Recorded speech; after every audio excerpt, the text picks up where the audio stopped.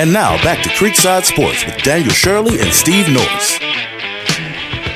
Welcome back. Daniel Shirley, Steve Norris alongside. In-house we have Coach. Okay, Coach, you're going to have to pronounce your name for me because I don't want to. Wait, I'm going to get Pszenyczny? You actually say the P. It's Pszenyczny. Pszenyczny. Yeah. Oh, how silly of me. But, right. But you said you have a nickname. Yeah. Coach Chezzy. Coach but Chezzy. Coach Chezzy will work. Coach yes. Chezzy. We can deal with that. I can say Chezzy. Yeah. Well, it's great to have you here. Welcome to Central Georgia. Well, appreciate it. Just in time for the hurricane. Yeah, right. There you go. Oh, yeah, we have these all the time around here. We don't even notice anymore. Yeah, well, it is mayhem in the morning. So Mayhem in the morning, there's some mayhem going on around us Absolutely. outside for sure. Well, Coach, tell us a little bit about your background. You know, how you got here. What have you been in hockey? And Well, that my stuff? mom and dad met, and no. Not that far back. Right. So When two people love each other very much. Right. Let's fast forward a little bit. they're still together. Just loved the game of hockey at an early age, and was fortunate enough to play competitively all the way up. Played 13 years professionally, and then had an opportunity to coach, and it was either going back to playing or coaching. And I was like, well, if I'm going to get into coaching, I kind of knew, the normal steps are go from playing to assistant to then head coach, and here I was offered an opportunity to be a head coach and kind of start an organization. And so I took that leap with my family, and that was about 6 years ago, and here I am now. Where all of you coached? Just in Quad City. Okay. For 6 seasons. Just in Quad yes. City. Okay. Well, it's hard to say 6 seasons because of the whole shutdown, and then we Right. didn't play because of the restrictions. So it's more like 4 1/4, 4 3/4, give or take. Right. Yeah. We had, obviously everybody had to deal with that. We just had the Mercer football coach on. They played a season during the spring. Right. It was that whole. we don't like to crazy. think about this. That was nuts. So, Coach, tell us a little bit about why Macon. What was the fit with Macon? With new ownership and obviously new coaching staff and kind of a rebuild, it was something that that I'm very familiar with. Quad City was a brand new organization starting from scratch, and I just felt that, that suited me very well. And I was very familiar with the mayhem playing against them. I've lost a championship in that building, an elimination game when I was playing with the Peoria Rivermen. So, they've had championship seasons here, Right. and it just seems like it was time for somebody new to come in and kind of take over. Does it feel, I mean, you're coming from the outside, but for us, it almost feels like a reboot of the entire franchise. New branding, new owner, new coach. Do you feel that too? Just being here for just a few months? Absolutely. In my, networking and talking to agents of players, they see it too, right? They're like, wow, like we know because of the rebrand, that's a new change, right? And obviously, with the coaching staff and everybody that's coming in, front office, yes, it is a rebuild for sure. Yeah, it's a lot of fun, and we love having you guys on because obviously this is what we try to do as local, and we had a lot of fun with the team last year. I'm looking forward to it this year. You're starting to put together the roster. We've seen Graham's here with us as well, and we're starting to see some releases about players being signed. And what are you looking for when you're going to get guys to join the roster? Our league it's no secret. It's a blue collar league. The harder you work, the more you get rewarded. I've seen players from upper levels that have never played in this league kind of find themselves out of a job because they don't compete every night. And, they're here for a reason. And it's our, job to make sure that we develop them, not only just on the ice, but involved in the community, because obviously we're all tied together. And for me, it's just super important. The friendships I've made over my career, whether it was playing or coaching, just being involved, the players going out to read and who they connect with. And we're just a pillar of the community at the end of the day. Yeah, no doubt about that. So you got new ownership, right? Talk about the support you're getting from the new owners and compared to, I'm not asking you to throw anybody under the bus from the past, but what's it like coming in under new ownership? You know what I mean? What has their support been like? First and foremost, it's an owner who's not afraid to get his hands dirty, and the dressing room is. Well, it's Chuck Norris. It is Chuck Norris. I mean, yes, come on, man. yes. No, Chuck's awesome. Him and his family are tremendous, and what they're doing to set us up for success has been nothing but short of tremendous. And at the end of the day, it's when you see that hard work coming in from top, it just makes you want to keep going and pushing for the extra too. So, I truly enjoy it so far. It's been short time being here. I just got here last Wednesday, and you can feel it, the buzz. That's what it's all about, and connecting with the community and getting ready for the 19th with our home opener. Yeah, it's getting close, right? Yeah. And look, I've been in that building. I was there when they won the championship. It is special when it is. You mentioned buzz. I mean, the town was like that. What do you think is the key to getting back to that level?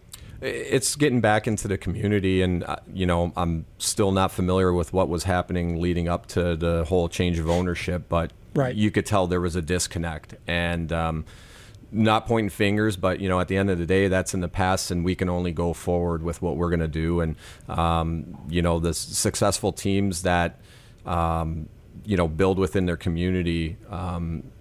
That's what you want, right? You want to be involved in the community, players getting out, talking to kids, reading to kids, supporting local charities.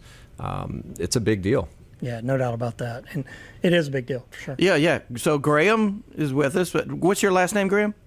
Tuck. Graham Tuck. Okay. So are you new to the Macon team? I assume you are. Okay. Yes, sir. Yeah. So I'm the new play-by-play voice. My official title is the Media Relations and Broadcasting Coordinator. Okay. And first time doing that, or? Yeah. So I graduated from High Point University in North Carolina in the spring. I did play-by-play there for 4 years for the hockey team there, and this is my first full-time job, first play-by-play gig as well. So I assume you played? No, actually, I can't even ice skate.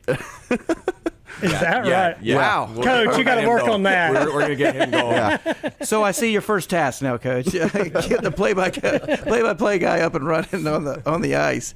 But hey, I don't either, man. Look, I lived up in. My dad was a pilot in the Air Force, right? And I graduated high school in the UP of Michigan. You've probably heard of it. I used to go to Northern Michigan Wildcat games, and that's how I got into hockey, man. Because they used to play like Minnesota, Duluth, Minnesota, North Dakota, Colorado. Did you being from Iowa, did you go watch much college hockey? Because up there, it's like college football here. It's just nuts. So I actually grew up north of Detroit. That's where I originally was from. Okay. Right now I reside with my family resides in Iowa, but yes, I'm very familiar with that. My wife graduated from Michigan State, so the whole rivalry between Michigan and Lake Superior State. Lake Superior State. Yeah. You have Western Michigan, who's come on big as of late. It's really tremendous. But yes, you're absolutely right. It is like the South, how they embrace the football college. Hockey's just a little bit more important up there. Yeah, no doubt. No doubt about that. Coach, tell us a little bit about when do you expect the roster to be set? When do y'all start practice? All those kinds of things. Kind of the technical stuff getting ready for the season. Yep. So players will be arriving next week, and then we go through a 10-day training camp. And it's kind of unique because we have a league above us, right? That players will attend their camps, and then they start trickling down. So as far as the roster being set, our opening day rosters have to be submitted the 16th before our first game on the 19th. So a lot of things happen, a lot of transactions happen, and it's kind of difficult to build up. So you won't see what we're trying to plan as a team until probably November, December, because as you know, there's call-ups, there's injuries, and it's just finding the right mix. And hopefully the stars align and we don't have as many injuries, and you keep your core group of guys that are bought in. The players who are being brought in, is that some of those ties you have with guys who maybe you've coached before, or how is that process going? I felt that the guys that are returning wanted to give them a second opportunity, just because, yes, the season wasn't successful here last year, but it's a clean slate for everybody going forward, and every day they got to prove themselves to earn a spot on this team. Like I said before, it's a blue collar league. You know, the harder you work as a group, the more results you're going to get. And at the end of the day, if you're a good person and you're willing to put forth the effort, you're going to have success. Yeah, no doubt about that. Graham, you have been sending out all the releases. They've been keeping you busy. Yeah. There's a lot going on. Tell people how, tickets and, just kind of getting the word out there for everybody about how they can be part of the team this season. Yeah, so the biggest thing is just stay up to date with all of our socials. It's at Making Mayhem on X, Facebook, Instagram, our new YouTube as well. So we put out this clip. When it's done, you can listen back to it on there as well. And then makingmayhem.com, all of our releases will be on there too. And then you can buy single game tickets there as well, or you can call us, come out to the box office as well.